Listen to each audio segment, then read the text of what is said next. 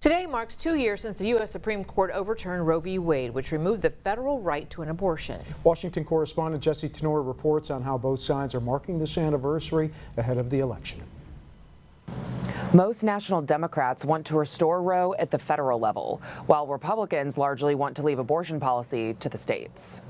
This is a healthcare crisis. On the campaign trail Monday, Vice President Kamala Harris accused former President Donald Trump of stealing reproductive rights from women. When he was in the White House, Donald Trump handpicked 3 members of the United States Supreme Court because he intended for them to overturn Roe v. Wade.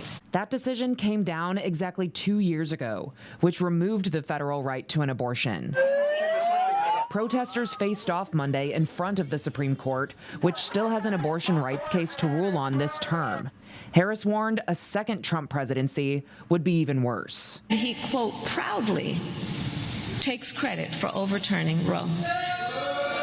I took a lot of heat, a lot of hits, but we did the right thing. Over the weekend, Trump celebrated the decision's anniversary. We've gotten abortion out of the federal government and back to the states.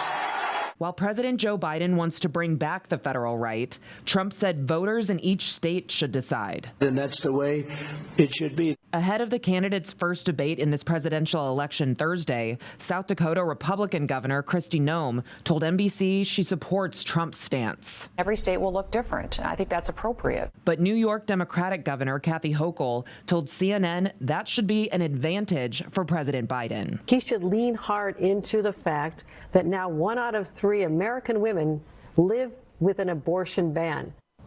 A growing number of anti-abortion groups are calling on Trump to support a national abortion ban if elected, but he has yet to do so. In Washington, I'm Jesse Tenor. All right, Jesse, thanks so much.